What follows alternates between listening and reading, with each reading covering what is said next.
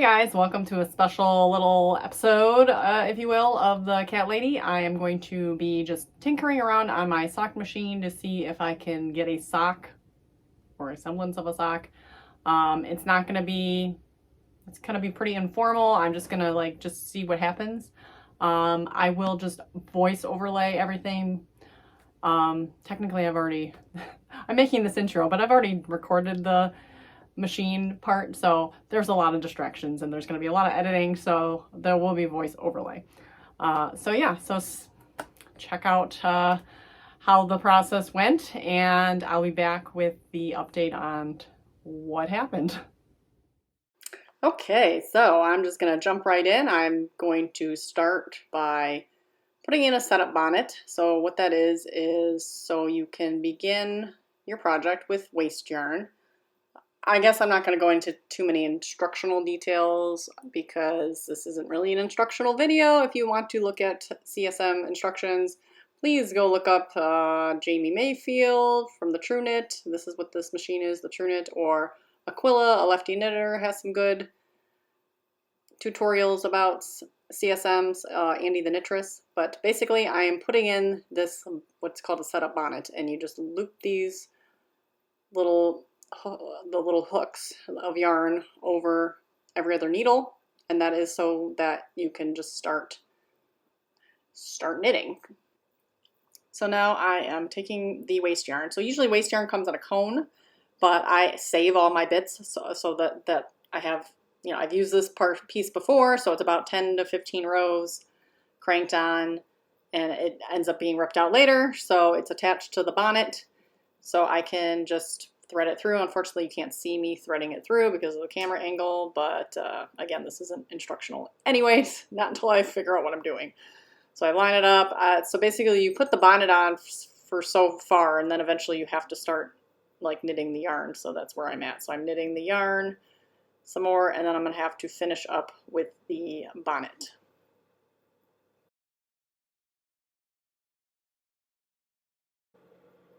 So now we can actually start knitting around the waste yarn. I'm holding down really tight on the bottom bonnet because you have to have downward pressure. So at some point here I will stop and put on right here my buckle, and which you then attach weights to. So we're going to put on the buckle, which I am trying to, I'm being kind of ridiculous and trying to get my cat lady name to be facing me, which it doesn't really matter because no one's going to see it, but there we go. We flipped it around and cat lady is facing me. I have a stack of weights that is now hanging from that. So now with the weights attached, I can just crank away. Obviously, since this isn't coming from a cone, I have to be careful and watch my end of the waste yarn, because, you know, if I just keep cranking, then it's just going to crank the whole thing off the machine. So I don't want to do that. So I am making sure I am keeping track of the end of the yarn, and I want to stop the machine right at the first stitch. So I want to stop it right at stitch number 1, which is what I am doing. So I'm taking out the waste yarn and making sure it's kind of lined up in the right needle, which I think I actually go back and fix it because it wasn't quite. This is the main color yarn. This is active yarn. It's from Germany. Supergarn, I think, is the brand, if you will, and I don't remember the colorway name. Most of them, it does have a name, but I don't remember what it is. So I can put that in the link below, but you can order that from csmsupplies.com, or you can order directly from Supergarn, but you have to order a lot to get a decent shipping rate to America. So, but if you are in Germany, and you've probably heard of the yarn before, because I'm guessing it's a popular brand. It's a kind of rusticy, kind of a patterns, but not as thick. So right now I am pulling out a piece of fishing line. Again, I reuse a lot of things. So I have this fishing line, and they call it a ripcord. And I talk about why it's called a ripcord later, so stay tuned. But I do 1 row of this ripcord. So you want to make sure it's lined up perfectly with the first stitch. Again, I have all these pre-cut pieces because I know what will fit in the 60 needle cylinder. And so I'm getting it through there. You just kind of have to feed it through carefully. And away I go. Maybe. Am I going to go? When am I going to go? Here we go. Nope, not yet. Gotta make sure all your ends are tucked in. around we go with the ripcord, and this just separates the working yarn, the actual yarn, from your waste yarn so that it makes it easy to remove later. So now we are gonna load the working yarn. So it's the same process. Get the yarn through the yarn carrier, line it up with the first stitch. I do seem to have a little bit of a trouble getting it where I want to go for some reason, so I will be back when I have it ready.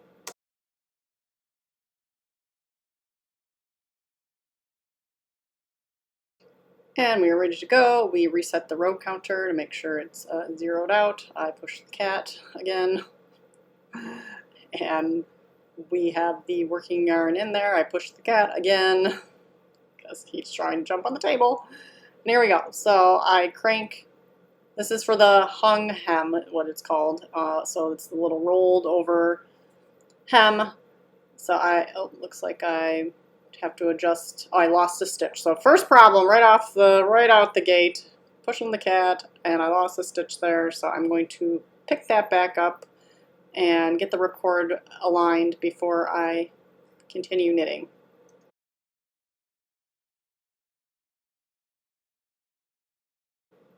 Okay, so we have everything fixed, and we're gonna keep going, and we're gonna go around. The first row can be a little tricky just to make sure everything catches. And I go around about, I think I went 20 rows. So usually actually when I went back to my notes, I do a 30 row hung hem, but I stopped at 20 because I couldn't remember. So 20 rows, and then we will pick up stitches. Quick note here, the yarn seems to be pulling very tightly, so something is caught somewhere. And I don't remember if this is the point where the cat is playing with the yarn under the table. It just might as well be. I don't really remember, because at one point he was under there grabbing the yarn.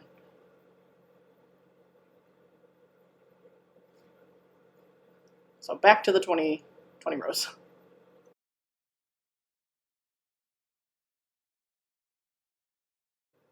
So at this point you remove the weights because you need it nice and loose, because you're going to pull up the first row of stitches and attach it to the current row of stitches.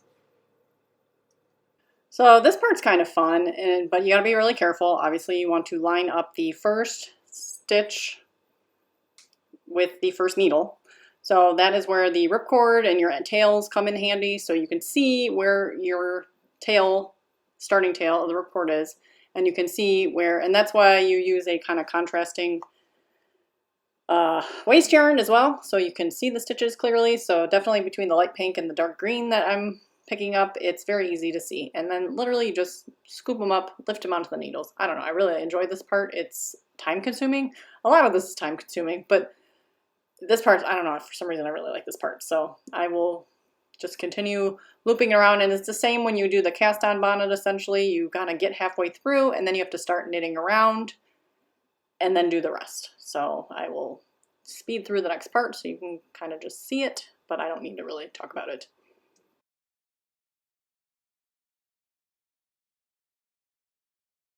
One thing that's very important is to always have that down pressure and like pushing, so I'm using my fingers to kind of push down on the specific area that the needles are catching. I'm trying to remember if this is the spot that messed up a little bit.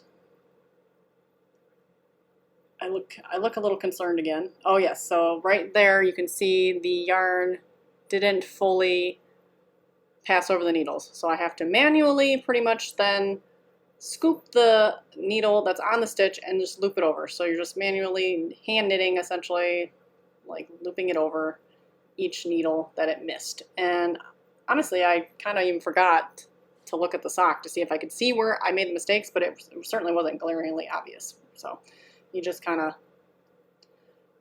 hand knit the little spots. It was only like 4 or 5 stitches in that little section.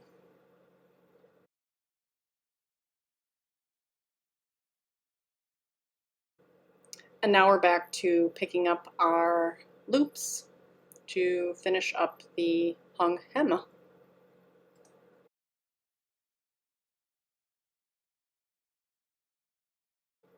And now it's time to put the buckle back on.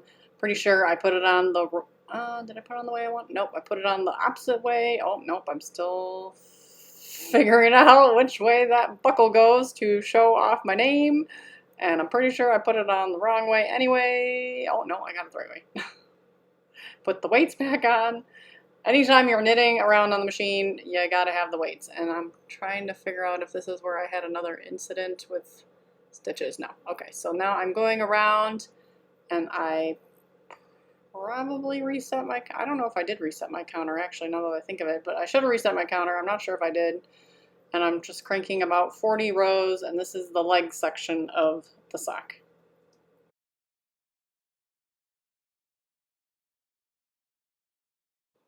And now we are gonna start the heel, and I'm trying to probably process in my brain how I'm supposed to start the heel. I'm consulting my notebook, and okay, so I raise the back end. So I get my little clip or my little crescent tool, and I want to raise the back needles up. And I don't have my cylinder marked, so I'm kind of just trying to count out what I'm doing. And explosion! I did not expect that to happen.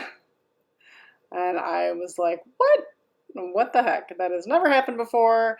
So this machine takes a different type of cylinder needle than the Speedster machine. So apparently it's a little bit, there's a little bit of a bow. You can see the curve in the needle like that. And I think it pops out the spring a little bit as it goes around. And originally I thought something was wrong with the machine, but it's not. But apparently if you're too forceful in popping up the needles, they will all just fly out. Luckily, it looks crazy. It looks like I just destroyed everything, but the stitches are all still on the needles. There were a couple where it got kind of close to the hook end, so you had to be really careful not to drop the stitch, but for the most part, they really were all just on the needle, so you just had to carefully slide them back in. Of course, again, it was time consuming. Everything in this process is time consuming, so, but it's still faster than hand knitting a sock, so I guess it's time consuming, but it's not. So I'm going to fix all these needles, and then we will be back with making the heel.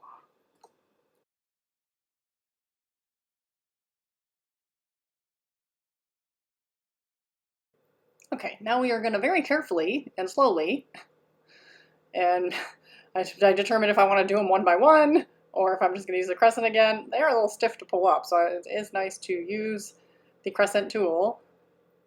So I'm going to attempt to use the crescent tool and not have them pop out at me again, and I got them.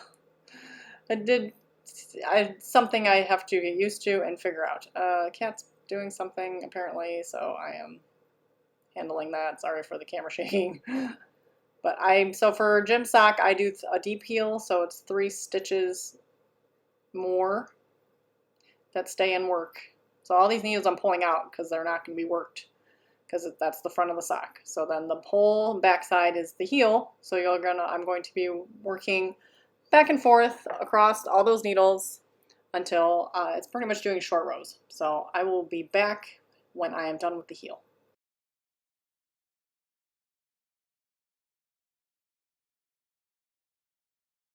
So at this point is when you put in your heel forks, and this is why they're called heel forks, because it's usually done at the heel, but it's also done at the toe, which is the same process as the heel essentially. But again, when you knit on the machine, you need all this downward downward pull on the stitches that are being worked. So currently, since all the backside is not being worked, the weights that are on the machine hanging down are really only pulling on the back. So then you have this little flap of material that is creating the heel without any pressure in the front. So you put in these little weighted forks. There's 3. I came with 4. I used 3, 2 on each side, 1 in the middle, and that holds the yarn down on that side. So I am counting to see, again, I don't have my machine marked, so I have to stop in a certain spot. So I usually have 10 stitches left live in the middle, and that is the bottom of the heel, and that's when you would then start working back. So I'm trying to figure out if I have something to mark it or if I'm going to remember it, and I just figure I'm just going to count and keep track.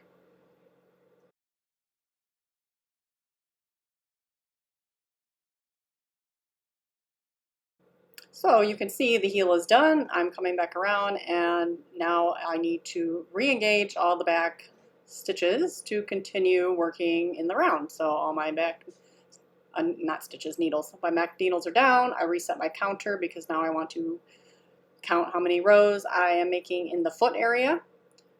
And then away we go. And so originally I had 80 rows when I was using my Speedster. I think the gauge in this machine is a little bit looser, so I used to get 11 rows per inch on my Speedster. This one gives me about 10 and a half on the same yarn. So it's just probably different, slightly different needles, different machine. I only get 10 and a half as my gauge, which is fine. I'm still fine with that. But I was basing it, sorry, my cats are in the background. I was basing it on that. So, but I stopped my cranking at like 60 rows to test it out. So once I get to 60, I will show you how things go.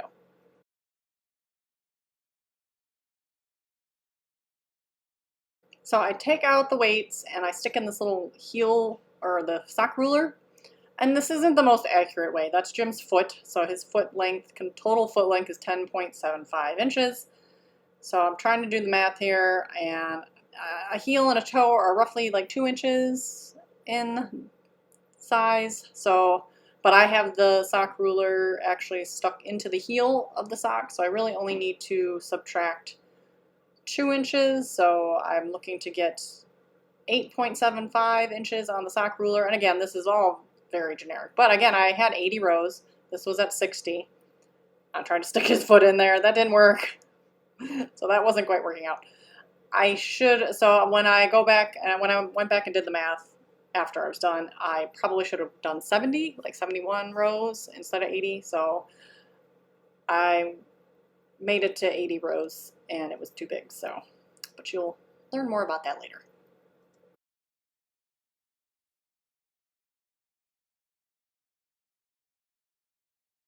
So once again, I had another issue with the stitches not catching, and honestly, so I took out the heel forks and I just like slid the whole stack weight all the way up and tried to grab the heel, but sometimes if you just don't get it centered enough, the weight's uneven. So I think that's what happened. So I had a slightly uneven weight there since I took out the forks, because you don't want to take out the forks right away.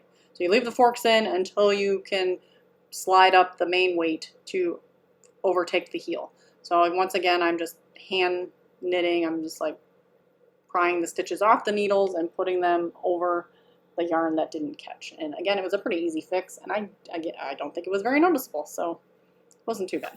Ideally, obviously, I don't want this to happen all the time, but I am glad I was able to fix it without any issues.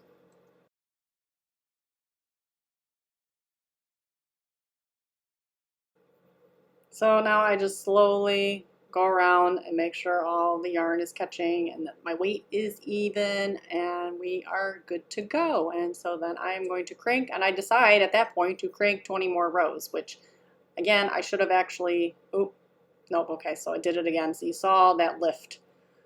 So something happened there. Again, I know it's 100% due to the fact that I took out the heel forks and didn't position the stack weight enough. So once again, I am fiddling around getting some stitches re-knit, but this is all user error, not an issue with the machine. But you literally saw the whole yarn just kind of fly up on the needles. It could have been way worse.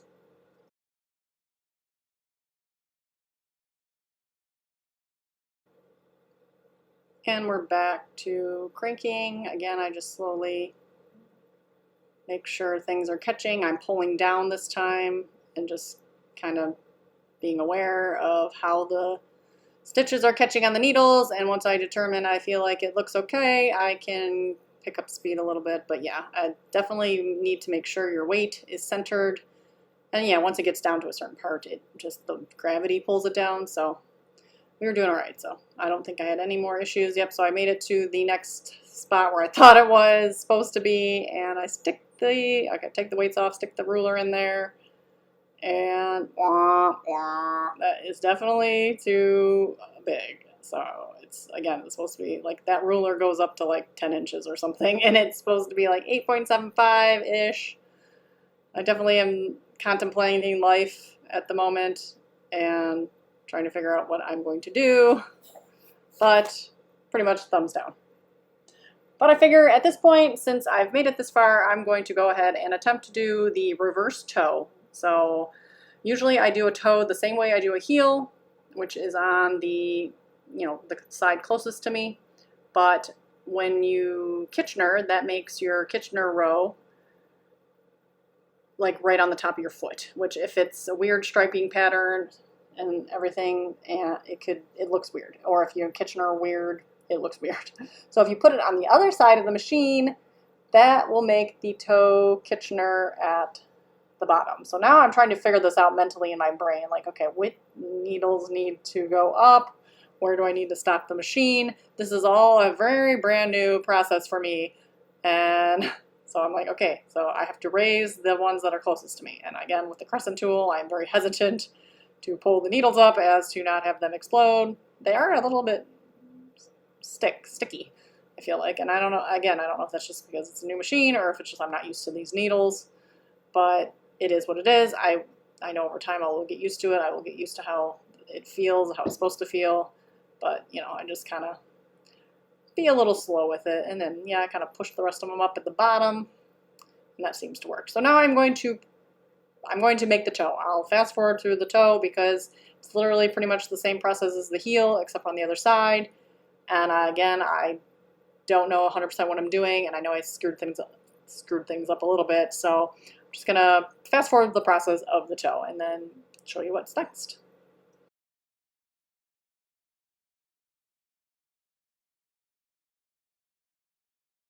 So at this point, I decided I wasn't keeping the sock. So obviously I could have cut the yarn and used the yarn again for a sock because there's enough yarn there to make a slightly smaller sock for sure.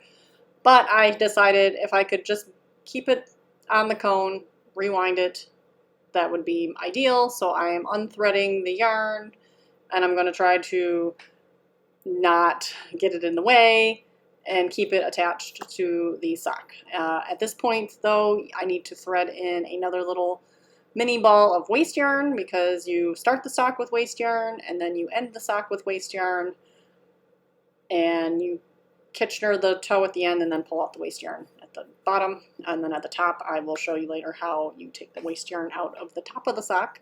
But so here I go threading the waste yarn, another little ball that I've had sitting around because again you can reuse the waste yarn at least a few times. Eventually it gets worn out, so you do want to, it gets pretty fuzzy, and you can see that one's a little fuzzy too, but it works just fine.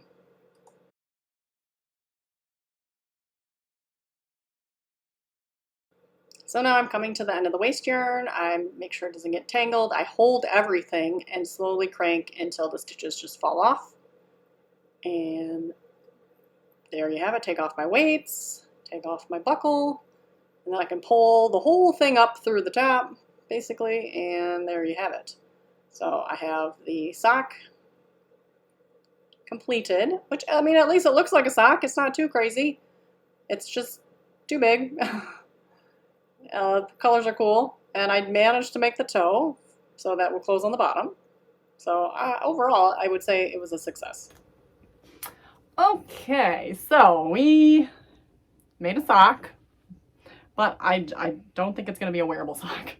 I think it's too big. I tried to make it for gym. I actually haven't put it on my foot yet, but it looks pretty big. I went off the measurements that I had been using in my old machine, which I knew was going to be wrong, but I stopped in the middle and put the sock ruler in, and I just didn't calculate it right. I should have stopped and actually done the math, but yeah, so I did way too many rows because it's a huge sock. But instead of, so when I got to that part, I said I like did a thumbs down or whatever. I decided to, and I explained this in the video as well, so I'm just re-explaining, but I decided to try to do the toe going the other way, which I did. I do feel like I need to watch a video just to verify how I end it, because I got kind of confused on, because usually you're supposed to not do the last row. You don't do the last row because then you essentially Kitchener the last row by hand. So since I was doing, it was all reversed for me, being that I was doing the toe on the opposite side.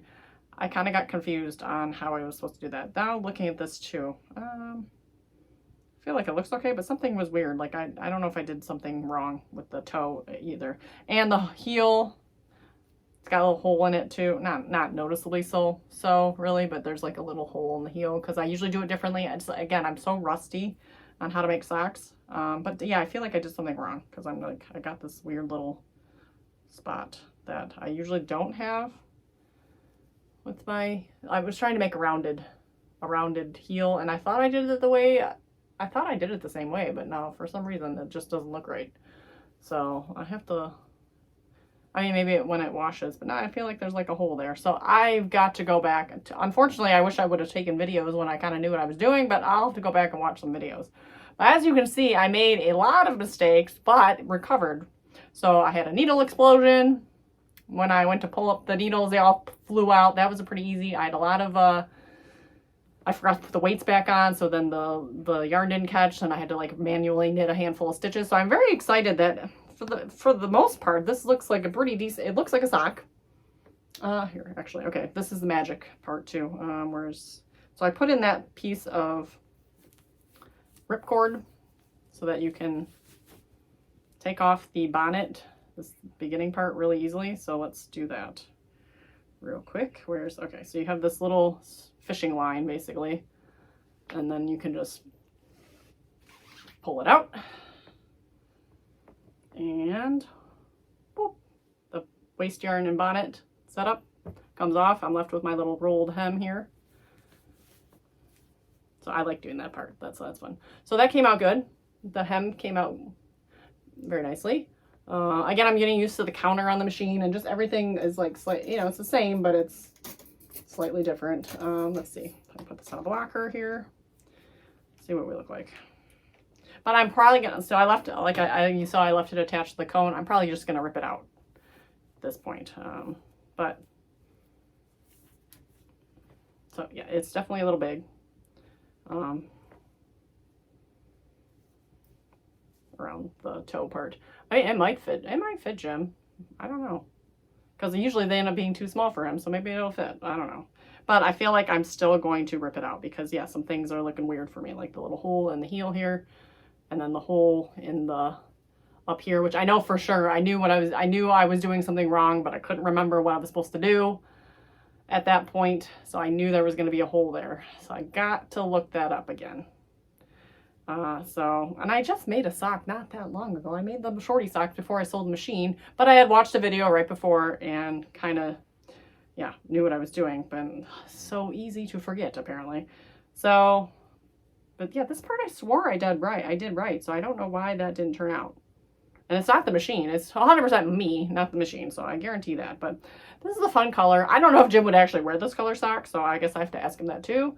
But it's definitely too big for me. Honestly, our shoe sizes are pretty much the same. I usually make him a deeper heel just because he's got a wider foot. But other than that, so this is probably going to be too big.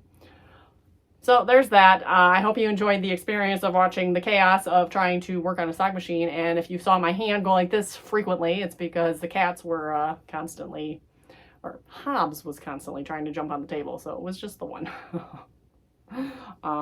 But hopefully I can do more videos. I do definitely want to, you know, use the rubber and stuff like that. So I just got to get through the basics of making a pair of regular socks though. So baby steps. But thanks for watching. I will catch you with a regular episode at the end of the week.